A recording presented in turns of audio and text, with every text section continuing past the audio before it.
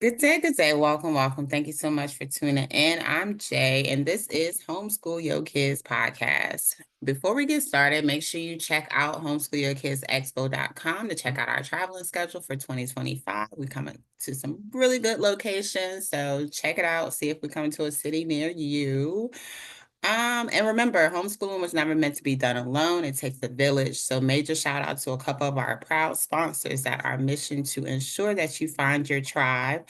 AE, Classical Conversation, which is a national curriculum provider. They also offer community support, so check them out. And we have Basecamp Ed, which is an amazing new free app that also encourages community building. So check both of them out. And today we have with us Elena. Elena, introduce yourself. Oh, my name's Elena Echeburu. I am a grandmother of three, mother of three, married, and a homeschool mom. And I work for Classical Conversations in the sense that I enjoyed it so much and what it did for me when the Lord called me to homeschool. And I thought, there's no way. I've raised two girls and they went through modern education. And when I felt the tug and the pull to homeschool, it's just you find yourself, can I do this? Is it possible? There's so many subjects, so much material, but here I am. And so when you're called to homeschool, Classical Conversations made such an impact, not only in the opportunity and the ability to homeschool, but in my family and my walk of life. So, when you really like something, it's not a sales pitch, it's more of sharing. It's like, have you tried this? And so here I am. Yes, yes. So what brought you to homeschooling? What brought me to homeschooling? Wow. Well, there was a lot of things happening in the modern education as far as their goals and methods of teaching, of what they were teaching in the classroom, how it was being taught in the classroom, the amount of hours in the classroom. And I thought, man, I would really like not to have to send my son, and I had already had two girls that are much older. My daughters were about 18 years older than my son. Oh, wow. So Okay. you have a very different perspective on the priorities of life when it Mhm. comes to, what's really important. And so it's a lot of hours in a school day. And it's like, is there something else? Is there something that I can do different? And there's always a tug, like, should I just stay home and try it? And it starts naturally, right? We teach our children how to walk, we teach our children how to talk, we teach our children how to eat, how to behave at the table, whatever our morals are, whatever our ethics are. We pass that along. Why can't we pass on other things? And so, the worst thing that our children get when they are homeschooled is our bad habits. Indeed, indeed. So, had it been brought to you, like your attention? Did you know others that were homeschooling, or you just like, okay, I know of homeschooling, and I don't want to let my last baby go. So let's try this out because you're gonna stay with me. Yeah, yeah, there's a tug to want to spend more time with your children. So how did I find out about it? I attend church, and there are a few homeschooling parents. And when you have a child, parents ask you, are you going to send them to preschool? Are they going to do Montessori? Is it going to be a charter school, a private school? Are you going to send them to Christian school? So those questions come from friends. And those that have done it and are enjoying where they are, they love sharing. They'll love saying, oh, you have to try this school, or what about this? And so there was one mom that was in Classical Conversations, and then there was the other mom that said, oh, they're very good at, you know, inviting you and making the program seem really good. And so I had both sides. I had a mom who was enjoying it and really had positive things to say about it. And then I had another mom that was, sharing with me what she didn't like about it. Mhm. And so, Classical Conversations, the good thing that they do is they offer a lot of opportunities to visit the communities, to attend parent practicums where you practice what this will look like at home. They have information meetings where you can sit and just one-on-one ask a lot of questions with a local representative or just another mom or a director of a community. So they offer a wide variety of come and get to know us and Mm. see if this is right for you. And so I did that. I did visit and spend a long time, about a year, meeting with other moms that did it. And what I found out was that for the reasons that some don't like it, was exactly the reason why I like it. Oh, wow. Okay. So your son never went to a traditional school. He never stepped foot in school. And if, we watch the school bus go by, we watch the kids get on at 7 a.m., we watch the bus go by at 3 p.m., we see the car lines. And so, he's 11 now, and started teaching him how to just letter sounds and sorting and playing things that, believe it or not, when we trust the power of the Holy Spirit, it'll come to you and you just play along with your child. And so when he sees the other kids, he almost feels an empathy or, a sadness for them, saying, they're not with their mom, they're not with their dad, they're not with their family. So, he has no desire to he's no curiosity or desire to go visit a modern education school. Oh, wow. So what does your day look like? Woo! Well, I do get up very early. I was up very early this morning at 5:30 because I do want to take care of me so that I can then take care of him in my home. So I do go and exercise. And then if I have some time, if I wasn't on a podcast today, I'd spend some time with the Lord and in prayer.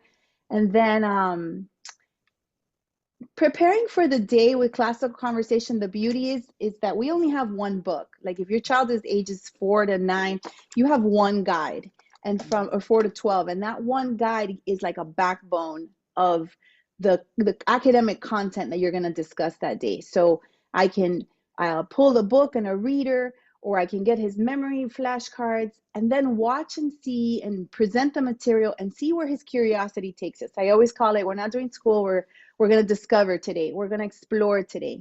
So if we're going to memorize about, I'm trying to think right now, if we're going to memorize, what can we memorize? Memorize the ocean zones. So zones, we'll sing a song. Zones, ocean zones are epipelagic, mesopelagic, bathypelagic, abyssopelagic. And so he'll say, well, what are the zones? And so we have resources that'll define that. Then we'll watch some videos. We'll take a trip to the ocean and say, well, this is the continental shelf. And we'll have conversations because really it's a curriculum based on conversations, having conversations Mhm. with your child and explore and go at their level and at their level of curiosity, and then go as deep as your child can, or stay superficial depending on age. Nice. Okay. So y'all explore. How often do you meet up with classical conversations? So community meets once a week, and what community is children anywhere between the ages of 4 to high school, 18, and it's all the families. Parents are invited to sit with their children. It's definitely not encouraged to drop off. The higher levels, anywhere between challenge A and B, which is middle school, challenge 1, 2, 3, and 4, which is high school, you can drop off your child, but it's so parent invested, and our goal, our client is the parent. How can we equip you, the parent, to succeed in homeschooling? And so what we do is the children are there for the tutors who are trained by classical conversations. The tutors model for the parents what then they are to do at home and what they can do at home. And so that meets once a week. Ages 4 to 12 meets 24 weeks in the year, and then the higher levels, 12 to 18 meets 30 weeks a year. And so it's all of us together. So all the moms and the dads in your child's cohort, and you get together with them outside of community. So for example, today I have tennis with a lot of the moms. My son has tennis, and I have tennis with a lot of the moms that are in our community. We may get some lunch, then we come back home and do some academics, or it may be a field trip day where we go off exploring together. So we're definitely not homeschooling alone. It's definitely where it says it takes a village. Well, the beauty of classical conversations is that it's not just the curriculum. They give us the village. They give us an opportunity. They train us and they teach us how to create that village close to home. Nice. I love that. I've heard nothing but great things about classical conversations. I've talked to a few of your other colleagues that are homeschool moms, and it's great things. It sounds very supportive. So I'm glad to have you all as a sponsor to offer that to families because support is needed. Support Absolutely. is needed. What did you do before classical conversations? So I did teach. I was a stay-at-home mom for about 10 years. Never felt the tug to homeschool then. My children, my two older daughters went to Montessori school, they did private school, they did magnet school, they graduated from great schools. And I was the kind of mom that thought that if I pick up my children from school, if I drop off my children from, at school, if I'm the one that drops them off and picks them up, right? If I attend PTA or PTO, if I'm involved, if I'm the chaperone, if I meet their teachers, if I'm home with them when they bring their homework, then my children will succeed. I kind of equated that my presence and my support will equal my children's success. And unfortunately, it does not happen. Peers become their biggest um, peers become their biggest influence. Whoever they're with at school, what the teachers are saying. And so even though invited their circle of friends at home, lose the authority. We only have them for maybe a few hours on the car ride home. Then there's the extracurricular, and then dinner and bath, right? So I didn't have much of an influence with my children, and I became a teacher so that I could pick up my children, drop them off, and be involved in their life. The career of a teacher does give you the flexibility to be off on the days that are off, has the hours that I can pick up my girls.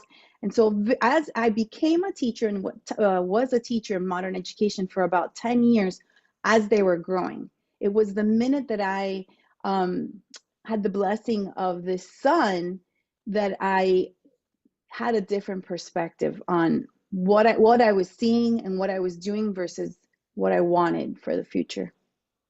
Gotcha. What did you teach? So I taught children with special needs from fourth grade to high school, politics, government, reading, writing.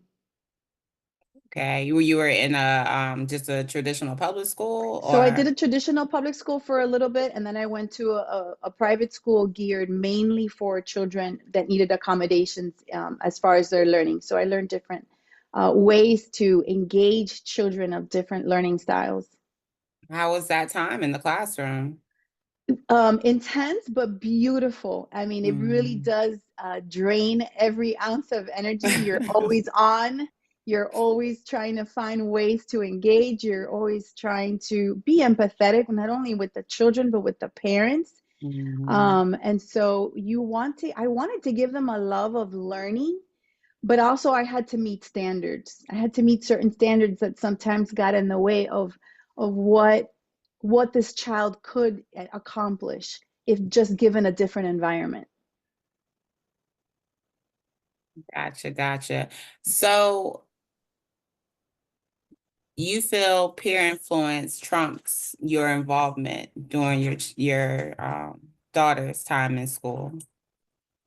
I felt parents' influence trumped No, peer peer influence. Their peer influence. influence. Peer Yeah. influence, what they were seeing in school, what they wanted to do, what they were being tugged at. It's kind of like when we send our kids to church on Sundays and they sit at church for a couple hours on Sunday, but then, and maybe midweek service, maybe they also attend, a youth group or a youth event once a week, right? So let's say they've got a few hours a week, 3 days a week, where they're learning about a faith and they're learning about a savior. And is that now what happens all the other days and what they're hearing all the other days? And now their minds are so curious and they're still young to make formative decisions on, what's right and wrong. And so what we surround our children with, how we influence our children, what they are learning, it's important to not shelter them, but at the same time, give them a solid foundation of good and truth and beauty and have them see that difference. when they're in modern education schools where they're seeing so many peers, they're being influenced by what one has versus what one doesn't, and there's no one around to really redirect, because these teachers are worked hard. It's intense what is expected of them in the classroom. Not only do they have to receive the academic information that they have to then give the children, they have to manage classroom, and they have to manage social emotional issues that are happening in their classroom. Before any learning can happen, there were children that would come into the classroom and they had not had breakfast. They had not had an affection or a kindness or a love from their families. So how are they going to be equipped to receive now information that does not apply to them at all? And they're wondering, what am I going to do with this? Why am I even here, when they have their basic needs not met?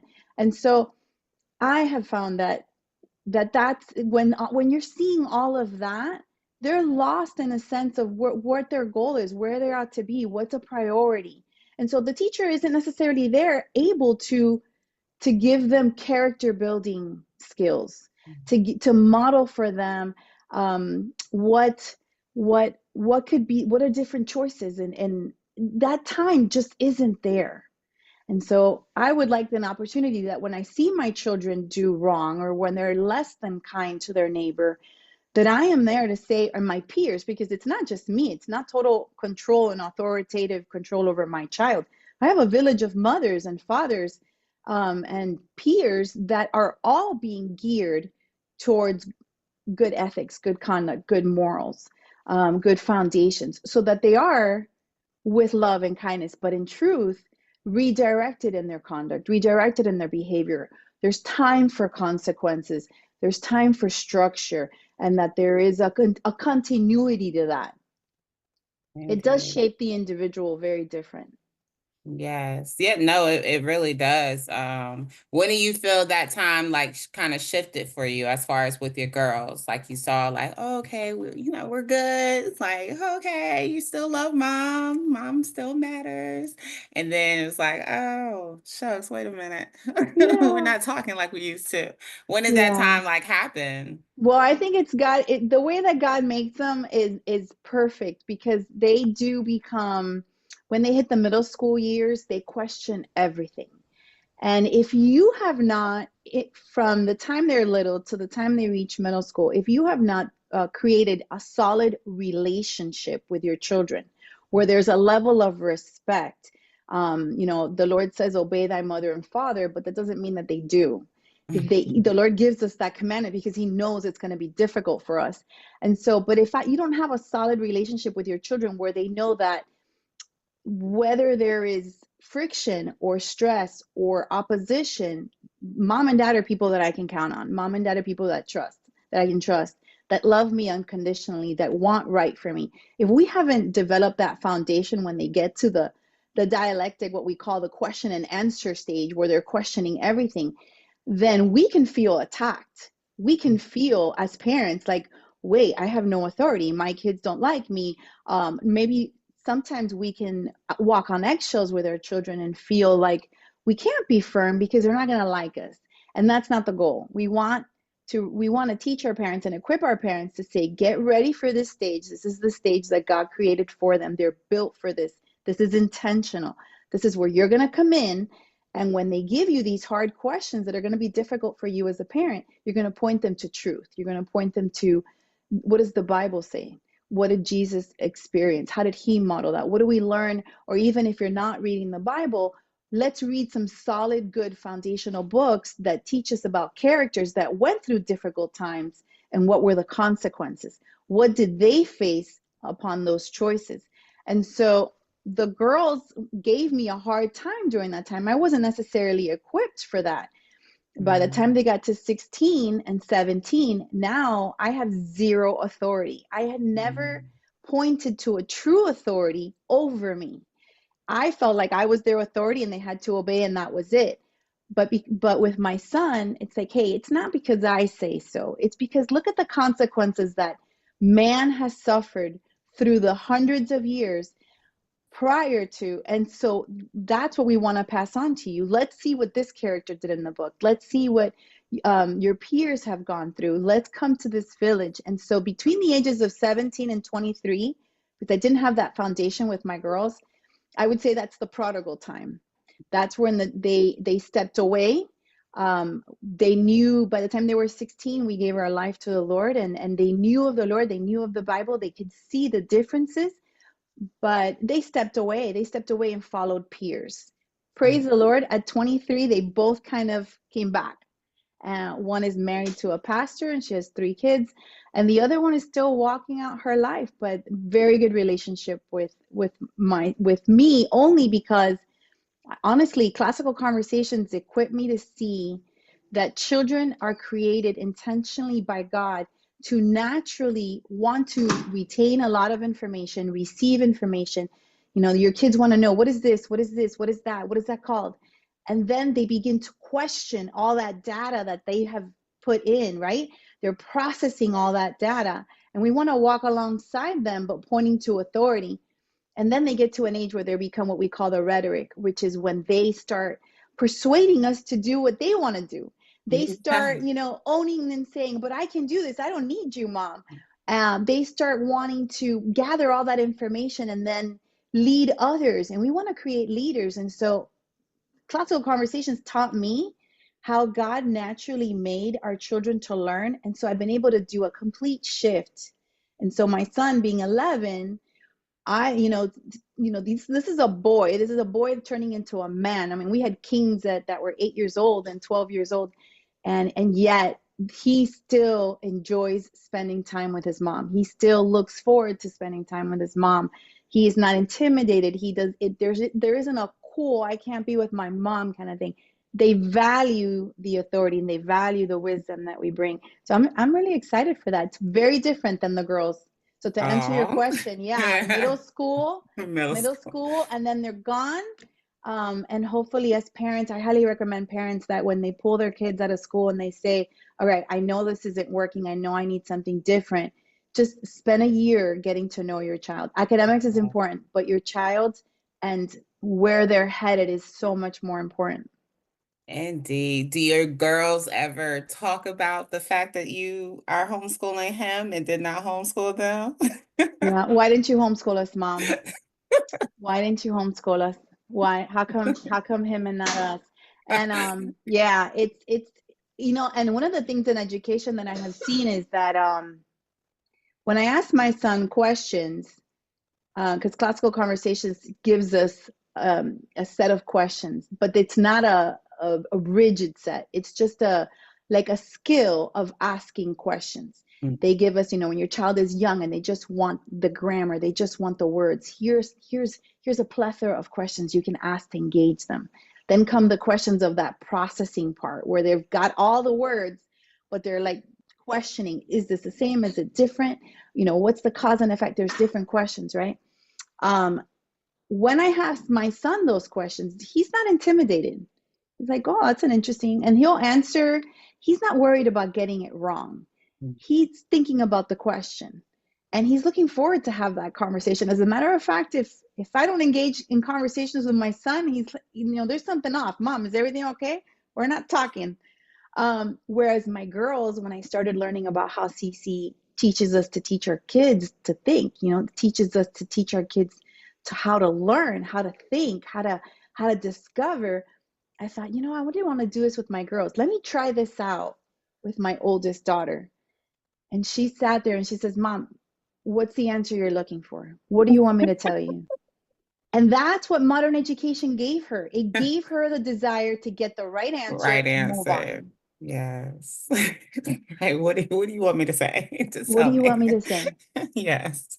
What do you want me to say? Yes. There's a lot of modeling that's done in the traditional classroom setting. So kids are always shown the right way to answer, the right way to formulate your words. So yeah, that's interesting.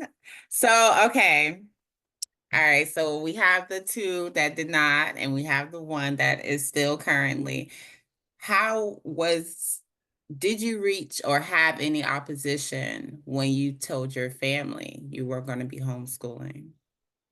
My husband wasn't there yet, and that happens to a lot of us. Sometimes, Yes. lately there's been a shift. I've been seeing husbands wanting, because they're out on the road, right? They're out on the street. They see the product.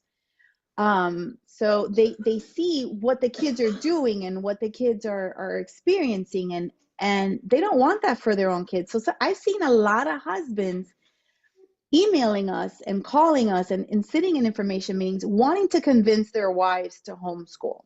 So that is beautiful, especially when it comes to the patriarch wanting to lead his family. I didn't have that. My husband and was public education.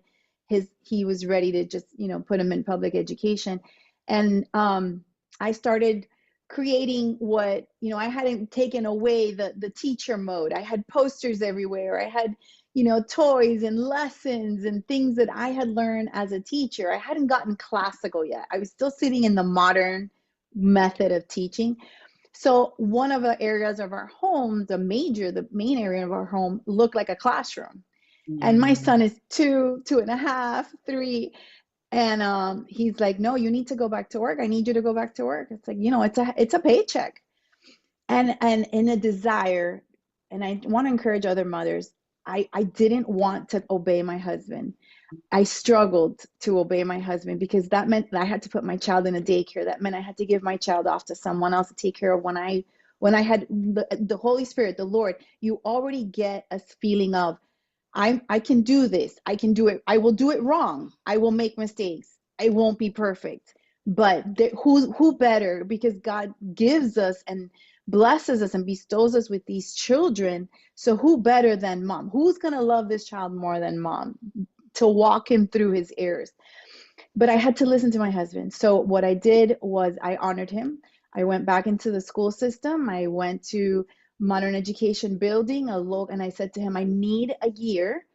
If you can please watch our son during the week, I will substitute for a year at our local school, the nearest school that had, considering modern education, it had the better scores. It was right next to the house. I knew some of the teachers, and I thought, well, if he has to go to modern education, I would really like for him to attend this public school, but I have to get my foot in the door.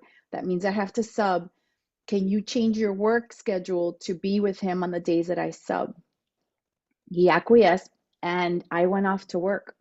And I worked as a sub, and it was about the fourth day that I got called in to sub, that my husband stayed home, that I got a phone call while I was subbing. And he says, never mind, just stay home.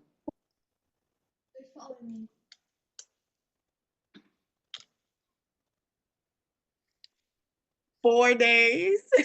My fourth subbing. Never mind, just stay home.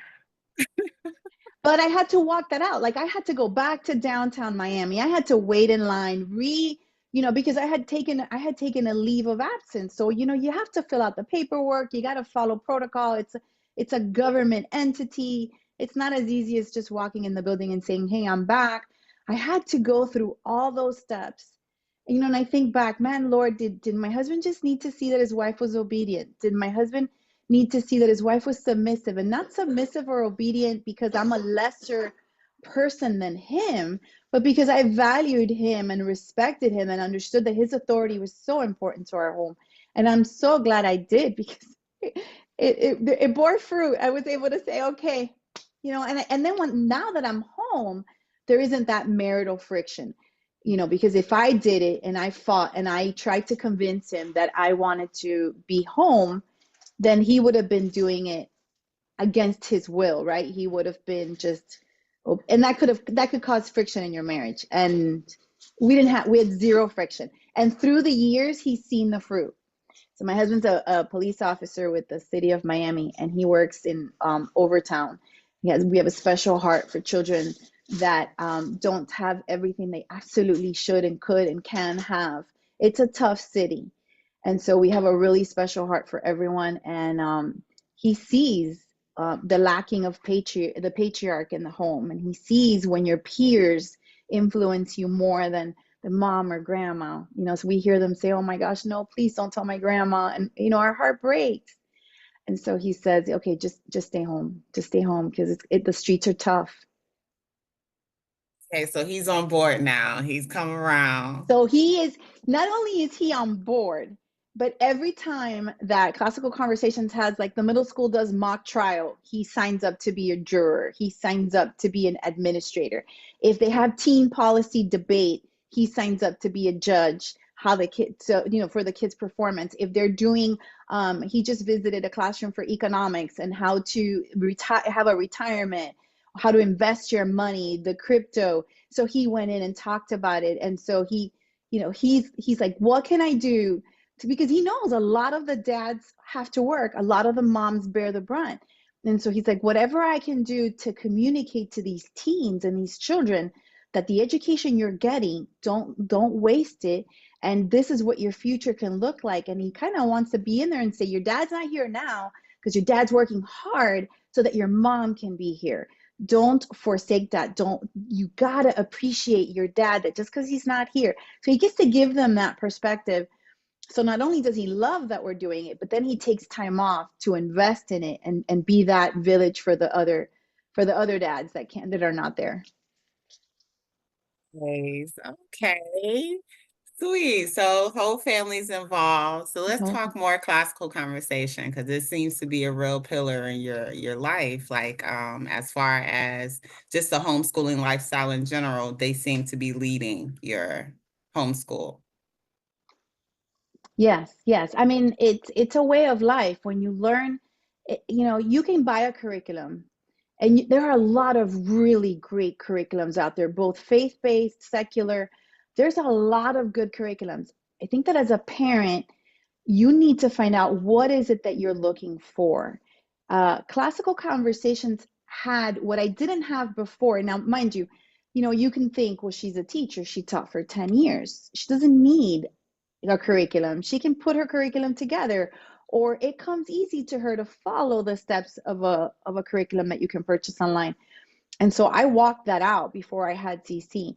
I sat in my kitchen and I had another curriculum, and I followed the script, and I would take things in and out that I thought were appropriate or unnecessary. And I went through the speed as my child went. So the minute he learned something, we moved on. But ultimately, what I didn't have was I didn't have anyone else.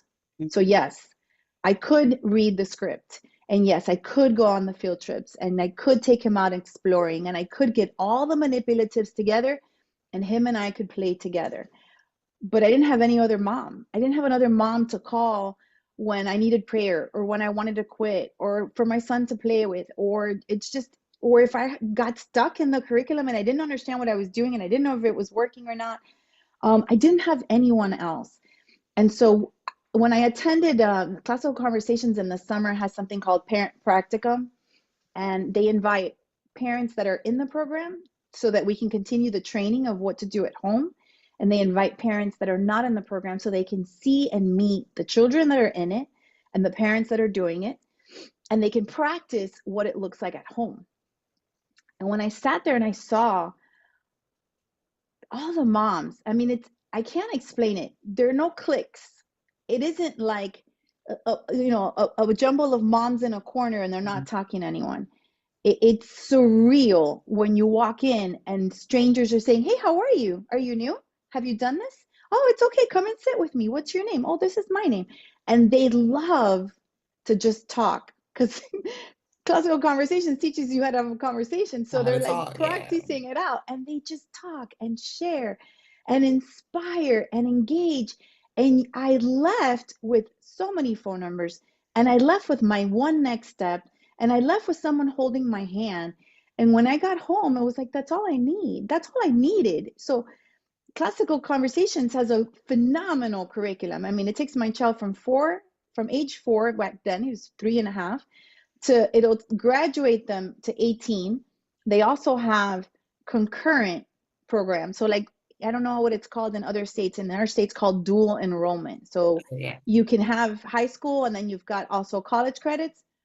Well, the difference with that is that you're doing work for classical conversations, you're doing your, your homeschool work at home, and then you're going to the local community college and they're giving you what they call free education, but you're also doing more assignments.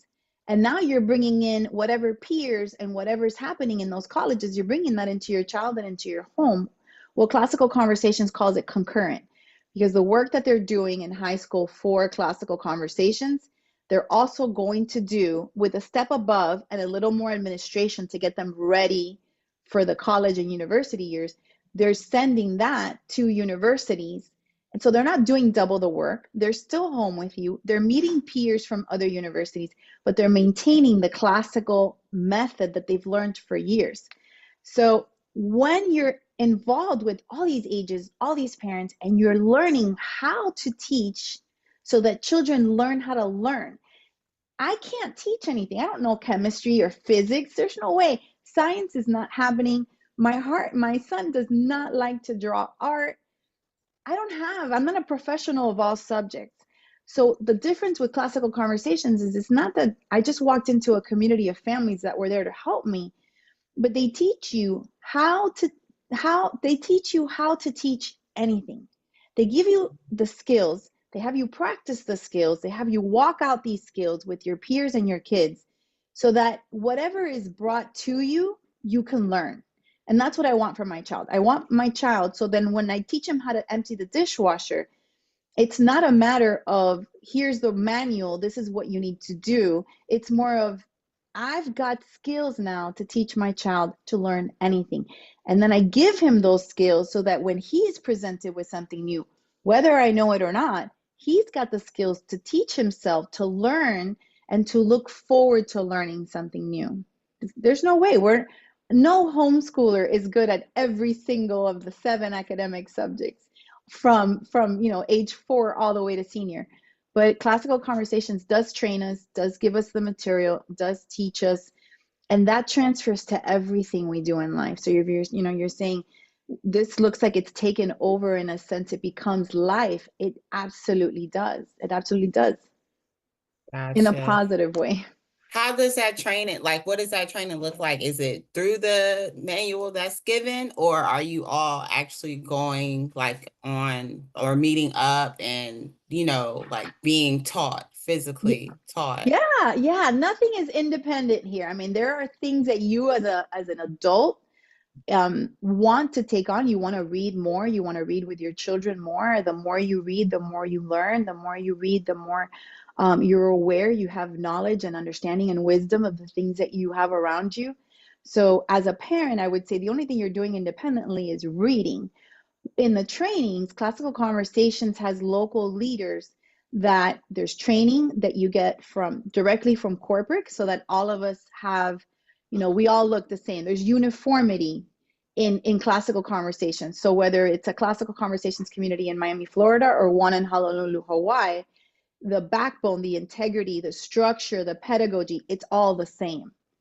Now, the training is local. You've got leaders with you in your same area. So you'll get the training from Classical Conversations. You'll watch them online, and you'll do your training. You'll receive the knowledge, I guess, as you can say. You'll receive the grammar, the verbiage, the words, the structure. You'll receive that online. But then you go and you meet with your peers that are also parents or leaders of local communities, and you'll walk out what you did in your academic orientation, which is what they call it. You'll walk that out. As parents, we have a foundations guide, and at Practicum, we practice some of the things that are there. We meet with our local leaders, and we learn with them. And in community, if you're not a leader and you're a parent in community, you come into community once a week with other parents, and those same leaders that have received all that training are now training you as a parent, and you're watching how they're doing it with your child. So they're using our kids to model for us what our homeschool can look like at home. We're watching, we're taking notes, we engage, we're a part of it too. We repeat the material, we look through maps, we write papers, we parse sentence, diagram sentences. We do that with our kids in community, and then we go home and we follow our guide to continue what we learn in community. Gotcha. How do you describe the classical part? Because earlier in conversation you said that you wasn't classical yet. So what is the classical? The classical part is learning using the natural tools, using the natural way that God created us to learn, using how we were built to learn, as opposed to just regurgitating information. So modern education, you have a teacher who stands and does direct instruction, right? She eats up all the information and then she regurgitates it to the kids and she tells the kids how to do it. Classical is more of a question and answer kind of conversation where tell me what you see. So if I were to talk about a butterfly, let's say, or parts of a flower, let's use parts of a flower. Um, in modern education, they'll tell you this is a flower, these are the names of the parts. We're gonna have a quiz, memorize it, move on. Then you move on from the parts of the flower to maybe what happens in the flower. And it's very structured to this is the information, retain it, take a test, and move on.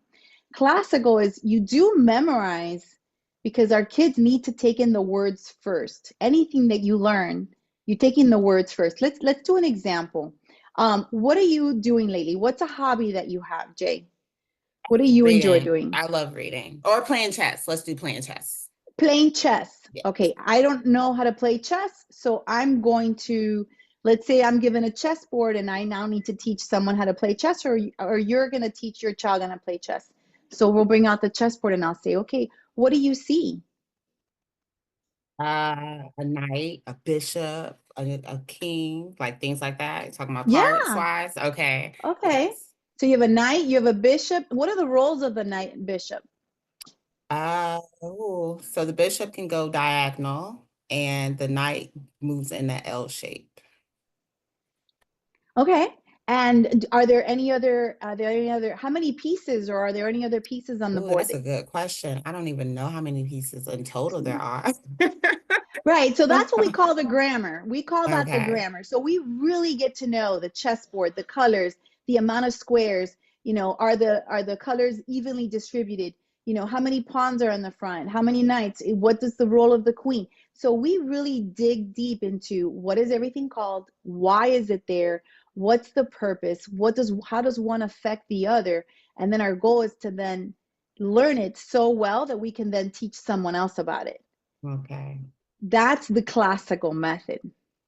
Okay. The critical thinking part. I feel like this is a critical thinking aspect that you all daunt on. Like, you know, But how could I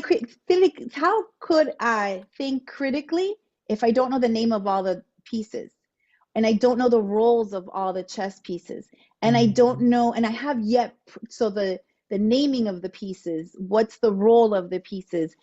Tell me a time that you played chess and you enjoyed it. That's the beginning of the learning. Then we come into, okay, let's compare. What does this piece do here? When should I use this? And you watch other people playing chess. The critical thinking comes when now you're going to either persuade someone to play chess, or you're going to get into a chess tournament. That's when the critical thinking hit. What I found in modern education is that you have a second grader that you're asking him to think critically, but has not yet ingested any of the grammar, the vocabulary, doesn't fully have knowledge on everything that is being presented to him, but then is asked to think critically. There's a lot of steps missing. Gotcha. Because so y'all are creating a foundation, making sure that the foundation is sturdy as far as all the information that needs to be had to be able to critically think. That's right. That's right. Gotcha. Gotcha. Gotcha. Okay.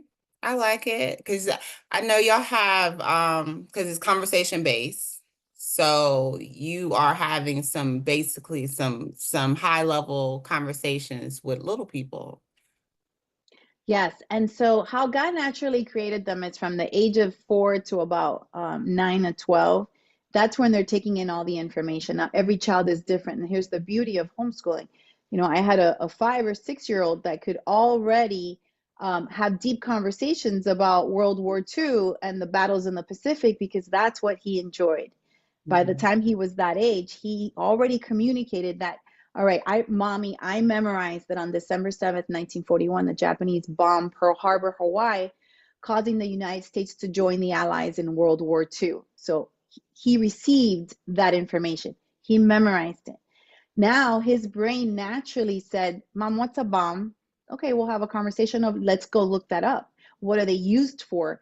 Who created it? Who invented it? What's the purpose of it? When could we use the bomb? Um, where is um, where is Hawaii? Oh, well, let's go, and that turns into a geography conversation. What year, Mom? What year was that? How long ago was that? That becomes a math conversation. Now we're subtracting and adding. So we take, depending on your child, gearing the discovery and exploration of your child, we take those memory pegs and we use them to go deeper. So if the child is receiving the information, then they can go deeper into processing, right? So between ages 4 and 12, they're just receiving, and we want to make sure that we fill them with as much good, solid information. Now, the deeper they go in, the processing hits 9 to 12, 9 to 12, they're processing, they're getting dialectic. But some kids get dialectic and start processing and start asking deep questions younger.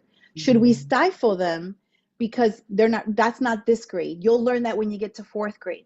Why? If you're curious now about wars and geography and history and why we got into wars, why would I deprive you of that? Well, not, and then they get into what's 13 to 18. Now that's the rhetoric. That's when they are naturally geared to persuade. That's when you see them. You see the teenagers in middle school are argumentative. Well, let's give them the tools to argue well. Yeah. And then they're in high school and they've changed their hair color. They want to pierce. They want a tattoo. They want to wear big baggy clothes hanging down, big old jackets. Well, they're persuading us. They're trying to figure out who they are. They want to tell us that they know more. Well, if you're going to persuade, we want to give you the skills to persuade well. Let's take an inventory of what you know. And what do you want to communicate to your audience? And what's the best way to communicate that to your audience? So that's how they naturally learn. And those are the steps that all of us take in learning anything new. So we want to go at that at the rate that our kids are doing it. Sure. I feel like it sounds like a great program. And I love that you all offer so much support to the family. So you literally build a community surrounded on the same principles and morals and thoughts and values and all that good stuff. So it's really awesome. Awesome, awesome. You touched on self-care earlier. Um, how can you elaborate more on how you self-care? I know you say you get up at 5:30 and you go, you walk. Workout. Yeah. Yes, yes. So what else do you do for self-care to make sure that you are your best self for your young one? So Lee Bortons is the creator of Classical Conversations, and she wrote a book titled The Core.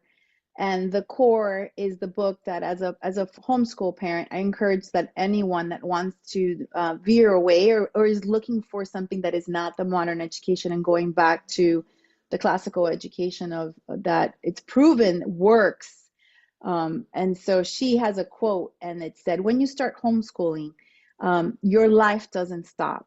Mm. There's no better way than to encourage your child and feed the curiosity than to transfer what you love to do to your child. Do it Mm. with your child." So how do I do self-care? I bring my child along. Now today he doesn't go with me to the gym, but that's now that he's older. When he was 3, 4, 5, 6, you can't just leave your child at home and your spouse is working. So what is self-care? A lot of exercise with my child. We would go to the park. I would run and he would run and walk. We have earbuds on, so we would listen to audiobooks. We would ride bike. He would ride a scooter. I would ride a bike.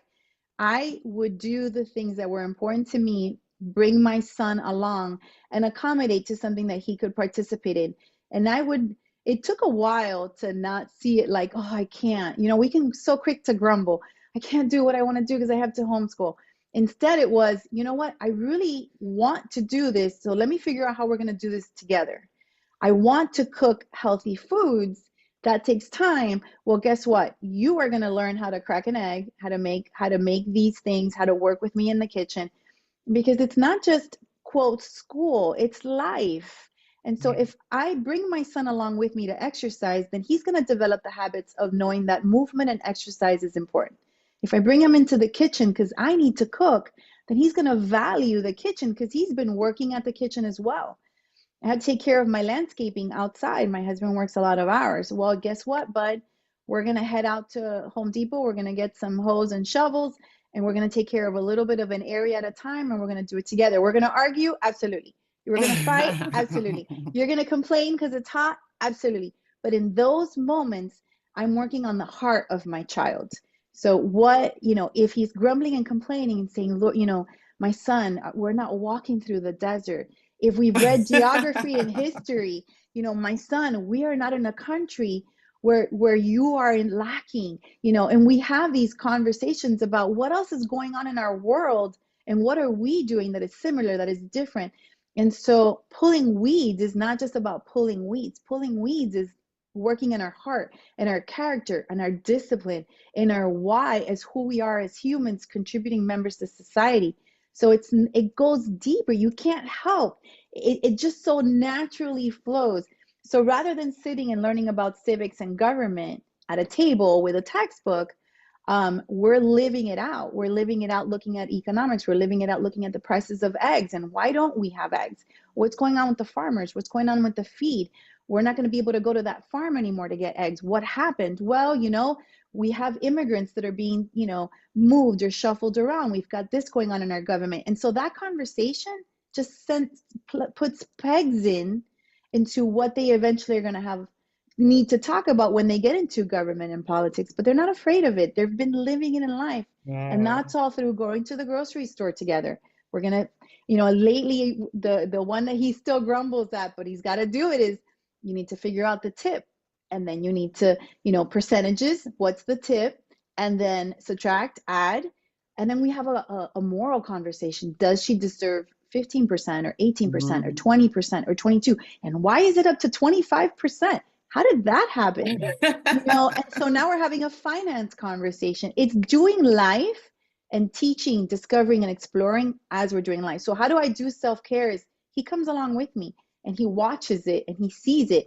He comes with me to do, if you're on a podcast and you can see me, I get my nails done, my toes and my hands. And that may be personable to a man coming and watching and listening to this. But my son has always gone with me to get my nails done. He's doing some cursive and some print handwriting. He's reading his book while I'm there. And sometimes he just has to sit and wait for 20 minutes. But when he becomes a husband and his wife says, I want to get my nails done, guess what kind of He's attitude already and what kind of, ready. he's ready. So yeah, he Right. comes along with me. Understanding selflessness, like, oh, it's not about me right now, and I'm able to sit here and be patient. Yeah. That's a good quality. Definitely train them up, train them up. Oh, I love this. I love the foundation that Classical Conversations creates. It sounds very sturdy, and it sounds like y'all have blurred the line of a child's place per se.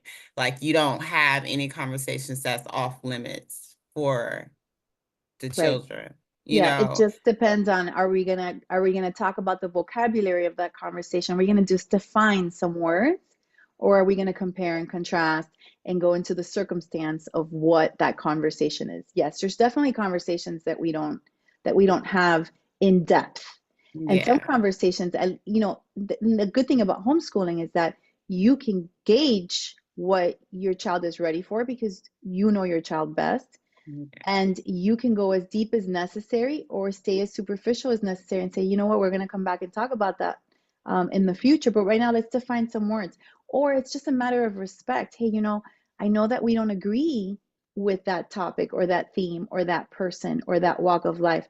But that doesn't mean that God hasn't called us to love everyone. And so let's have a conversation of what that looks like. What does it look like loving your neighbor? And so it may not be about that topic, but it could be about something that we need to work in the heart of our child. yeah. Three things you would tell families to take away from this conversation. If you didn't hear anything else, hear this. What are three things? uh, what is it that you're looking for? What are your goals? Write down your goals. What is it that you want for your children? What is it that you want for your family? Knowing your goals and knowing what you don't want so that you can make sure that you don't head back to that is important, because when homeschooling gets hard, you need to go back and remember why you're doing this. You need to go back and sustain yourself and say, I got to keep going, because it's very easy, for those that believe in the Lord, it's very easy. The Israelites, the Lord took them out. They were in the desert. And when they're there, seeing the miracles of God and receiving the bread, they were grumbling and complaining and immediately wanting to go back to what they didn't like before. Because we just want to go back to what we know. It's easier. What we know is easier than Comfortable. going forward to what's difficult. Homeschooling is not easy. Homeschooling is difficult. Homeschooling is a lifelong journey with your child. So know exactly what you want for your family and for your child, and know what you don't want. I do highly recommend that you visit and talk to other parents that are on the classical journey, that attend a parent practicum. Reach out to someone that does CC, ask for an information meeting, and get parent testimonies.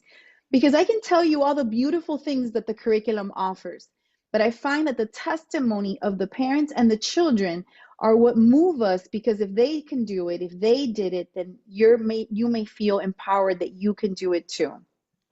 See, I think that was two. I think you need one I was more. two. I need one more. Uh, one more. Read. Get in the habit of reading with your children. If our children are in the iPads and they're on the computers and they're on their phones, are they watching us? This is a personal conviction for me. Going back to reading, while having my children and myself reading from original sources, having them modeling for our children what we would want for them, inviting them to come alongside you to do what you already enjoy doing, so that they'll help you create a relationship with them. See, thank you for that. Of course, the links for a classical conversation will be available in the description for you to check out. Great resource. I feel like they offer not only curriculum, but they also offer the support that's needed, because this is not a journey you have to take alone at all. And it's definitely way better with a village, definitely way better. So seek and find, or let them find you, because that happens too. But understand that it's not a process you have to do alone. So don't. So don't, okay? But Right. yes, homeschool your kids.